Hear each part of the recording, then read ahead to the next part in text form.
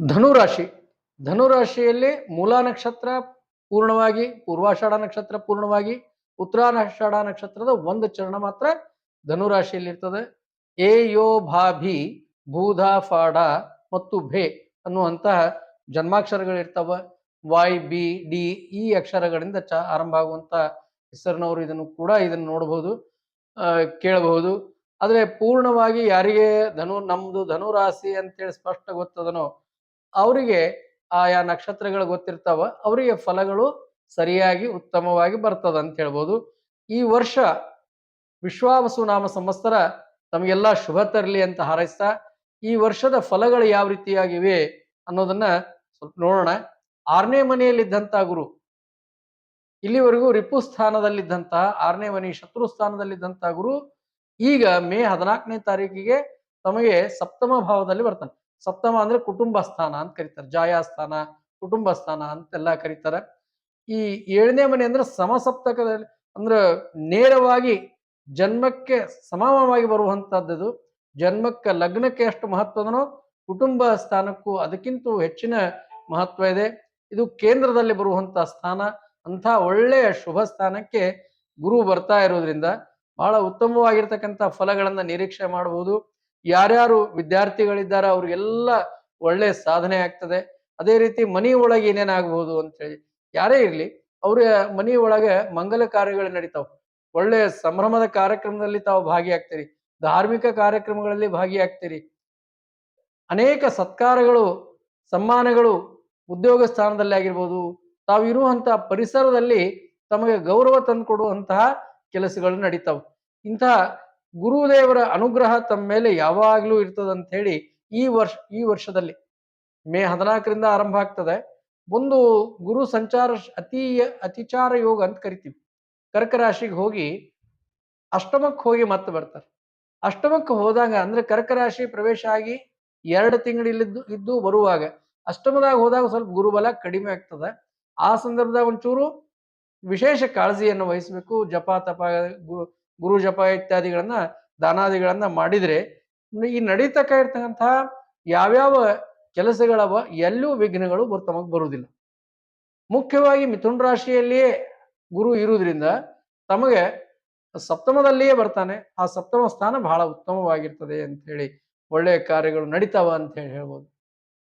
ಈ ರಾಶಿಯ ಬೇರೆ ಬೇರೆ ಕ್ಷೇತ್ರದಲ್ಲಿ ಕೆಲಸ ಮಾಡೋರು ಇರ್ತಾರೆ. ಗುರು ಬಂದಾಗ ಯಾವುದೇ ಕ್ಷೇತ್ರದಲ್ಲಿ ಕೆಲಸ ಮಾಡ್ತಾ ಇರಲಿ, ವಿಜ್ಞಾನ ಕ್ಷೇತ್ರ ಆಗಿರ್ಬೋದು, ಸಾಹಿತ್ಯ ಆಗಿರ್ಬೋದು, ಅಥವಾ ಶಿಕ್ಷಕರಾಗಿರ್ಬೋದು, ವ್ಯಾಪಾರದಲ್ಲಿ ಅನೇಕ ವಿಧ ಇದೆ ನೋಡ್ರಿ.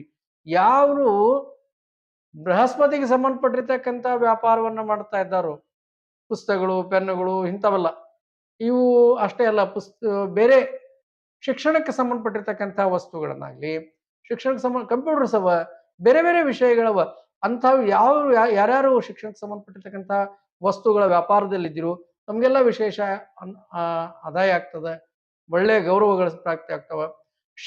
ಶಾಲಾ ಕಟ್ಟಡಗಳನ್ನು ಕಟ್ಟುವಂಥವ್ರು, ಕಾಂಟ್ರಾಕ್ಟರ್ ಇರಬಹುದು, ಬಿಲ್ಡರ್ ಇರಬಹುದು, ಏನೇ ಇರಲಿ, ಆದ್ರೆ ಎಲ್ಲೆಲ್ಲಿ ತಾವು ಶಿಕ್ಷಣಕ್ಕೆ ಸಂಬಂಧಪಟ್ಟಿರ್ತಕ್ಕಂಥ ಕೆಲಸವನ್ನು ಮಾಡ್ತಿರೋ ಅಲ್ಲಿ ವಿಶೇಷವಾಗಿ ಆದಾಯನೂ ಆಗ್ತದೆ, ಗೌರವಗಳು ತಮಗೆ ಪ್ರಾಪ್ತಿ ಆಗ್ತಾವ ಅಂತ ಹೇಳ್ಬೋದು.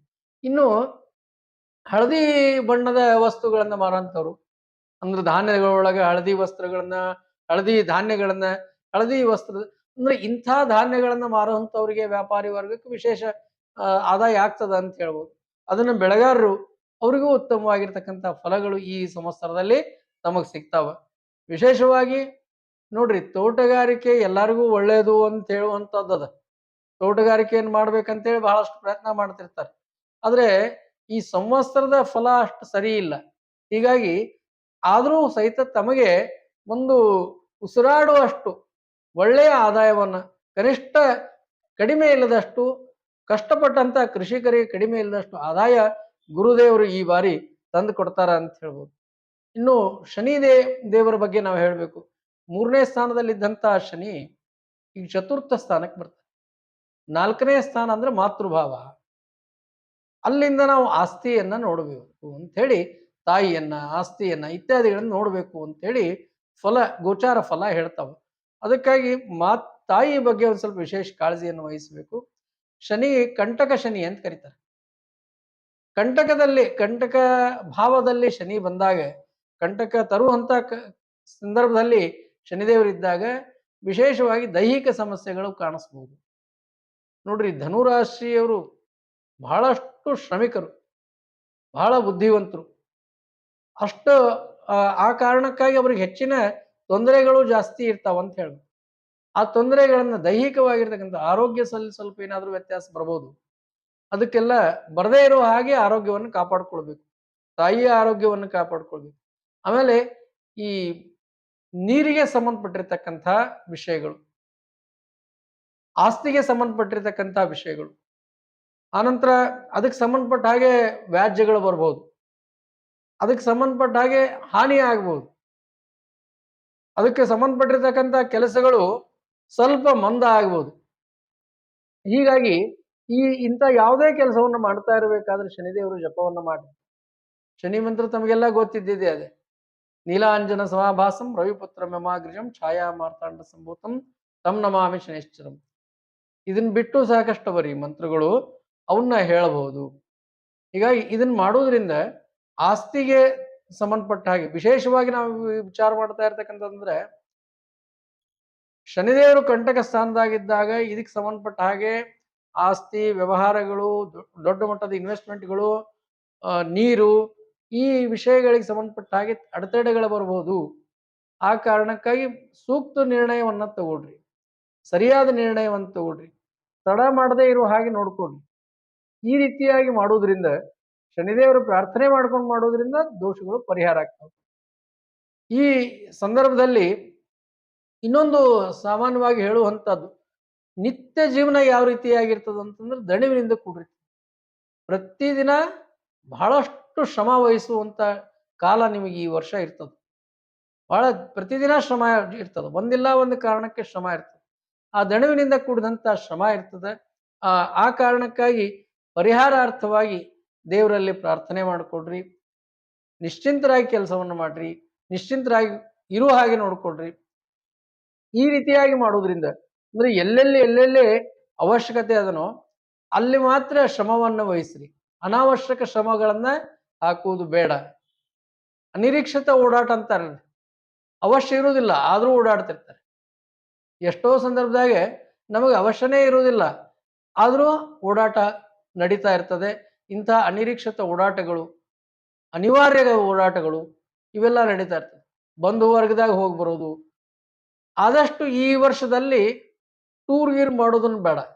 ಯಾಕಂದ್ರೆ ನಿಮ್ಮ ಓಡಾಟನೇ ಜಾಸ್ತಿ ಇರೋದ್ರಿಂದ ನೀವು ಮತ್ತೊಂದು ಟೂರ್ ಹಾಕೋದು ಅವಶ್ಯಕತೆನೇ ಬರುವುದಿಲ್ಲ. ಕ್ಷೇತ್ರ ಯಾತ್ರೆ ಮಾಡ್ತಿದ್ರೆ ಬೇಡ ಅನ್ನೋದು ತಪ್ಪಾಗ್ತದೆ. ಯಾರ್ಯಾರು ಕ್ಷೇತ್ರ ಯಾತ್ರೆಗಳನ್ನ ಮಾಡ್ಬೇಕಂತ ಮಾಡಿರಿ, ನೀವು ಬಹಳ ಅಂದ್ರೆ ಧಾರ್ಮಿಕ ಗುರು ಸಹಿತ ಸಪ್ತಮದಲ್ಲಿ ಇರೋದ್ರಿಂದ ಕುಟುಂಬ ಸಹಿತರಾಗಿ ಕ್ಷೇತ್ರ ಯಾತ್ರೆಯನ್ನು ಮಾಡ್ಬೇಕಂತ ನೋಡ್ರಿ. ಇತ್ತೀಚೆಗೆಲ್ಲ ನಡೀತಾ ಇರ್ತದೆ ಏನಂದ್ರೆ, ಗೆಳೆಯಂದ್ರೆಲ್ಲ ಕೂಡ್ಕೊಂಡು ಕ್ಷೇತ್ರಕ್ಕೆ ಹೋಗುದು. ನೀವು ಧರ್ಮ ಕಾರ್ಯಕ್ಕೆ ಹೋದಾಗ ಧರ್ಮ ಪತ್ನಿ ಜೊತೆಗೆ ಇರ್ಬೇಕಲ್ಲ. ಗೆಳೆಯಂದ್ರ ಕೂಡಿ ಹೋಗುವಂತ ಟೂರ್ ಬೇರೆ, ಕ್ಷೇತ್ರಕ್ಕೆ ಹೋಗ್ಬೇಕಾದ್ರೆ ಟೂರ್ ಅಲ್ಲದು. ಈ ಕಾರಣಕ್ಕಾಗಿ ಪತ್ನಿ, ಬಂಧು ಬಳಗ, ಮಿತ್ರ, ಏನು ನಿಮ್ಮ ಪರಿವಾರವನ್ನು ಕರ್ಕೊಂಡು ಹೋಗ್ಬೇಕು.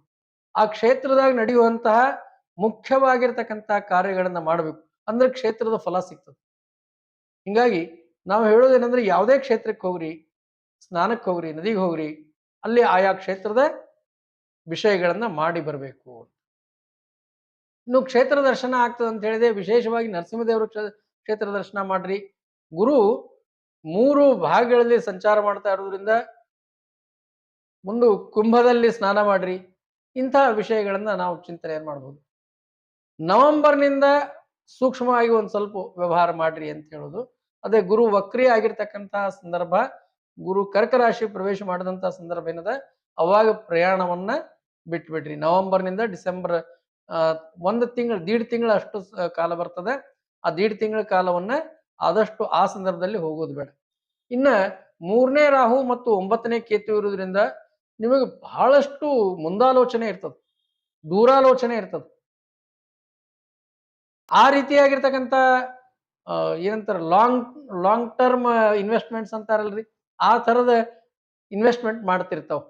ಅಂಥ ಯೋಗ್ಯತೆ ತಮಗ್ ಕೊಡ್ತಾನ, ಅಂತ ಒಂದು ವಿಚಾರವನ್ನ ತಮಗ್ ಕೊಡ್ತಾನ ದೇವ್ರು. ಅದಕ್ಕೆ ಬೇಕಾಗಿರ್ತಕ್ಕಂಥ ಅನುಕೂಲತೆಗಳನ್ನ ಮಾಡಿಕೊಡ್ತಾನೆ.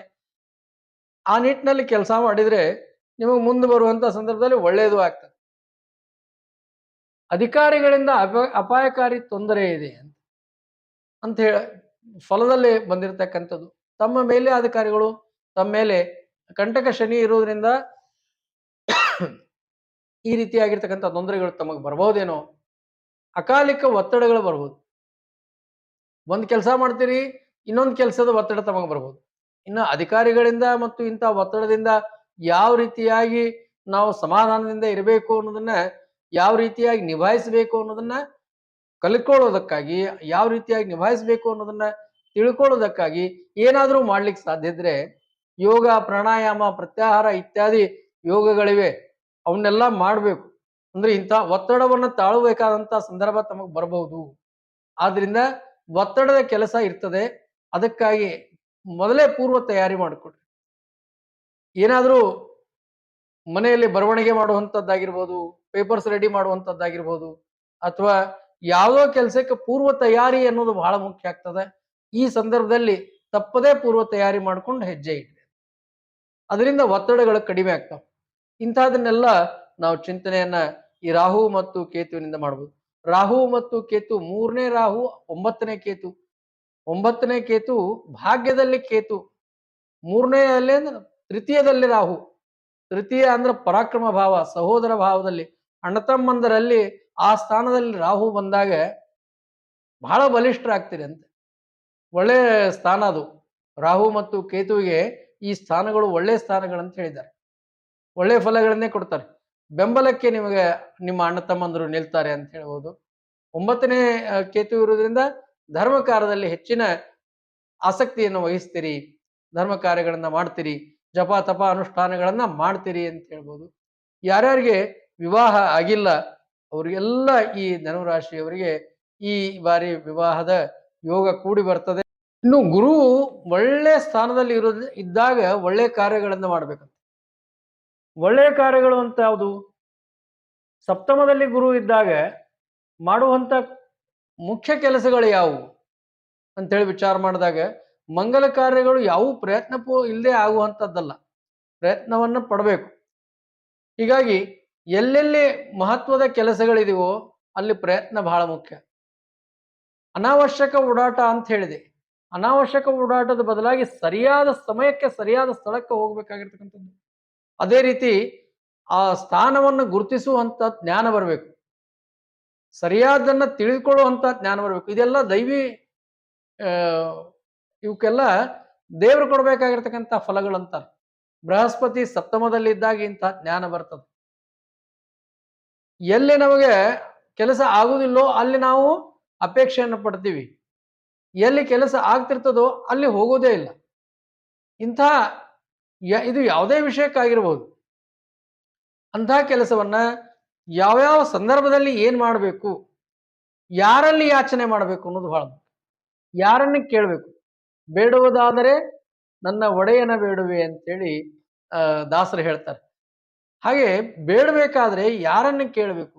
ನಮ್ಗಿಂತ ಹಿರಿಯರಲ್ಲಿ, ಅಂಥವರಲ್ಲಿ, ಗುರುಗಳಲ್ಲಿ, ಅಂದ್ರೆ ಸಪ್ತಮದಲ್ಲಿ ಗುರು ಇದ್ದಾಗ ಗುರು ಸಮಾನರಲ್ಲಿ ಆದಂಥವರಲ್ಲಿ ಯಾಚನೆಯನ್ನ ಮಾಡ್ಬೇಕಂತ, ಕೇಳ್ಕೊಳ್ಬೇಕಂತ.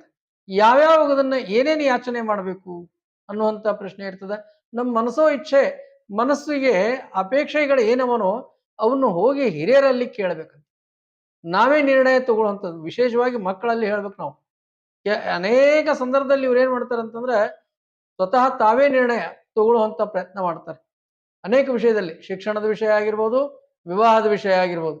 ಇದರಿಂದ ತೊಂದರೆಗಳ ಬರ್ತಿರ್ತಾವ. ಇದು ಬರಬಾರದು ಅಂತ ಹೇಳಿದ್ರೆ ಒಳ್ಳೆ ಜನರಲ್ಲಿ, ಗುರು ಸಮಾನರಾಗಿರ್ತಕ್ಕಂಥವರಲ್ಲಿ ಹೋಗಿ ಕೇಳ್ಕೊಳ್ಬೇಕು, ಹೇಳಬೇಕು, ತಿಳಿಸ್ಬೇಕು. ವ್ಯಾಪಾರ ಮಾಡುವುದಕ್ಕಾಗಿರಬಹುದು, ಶಿಕ್ಷಣಕ್ಕಾಗಿರಬಹುದು, ಉದ್ಯೋಗಕ್ಕಾಗಿರಬಹುದು.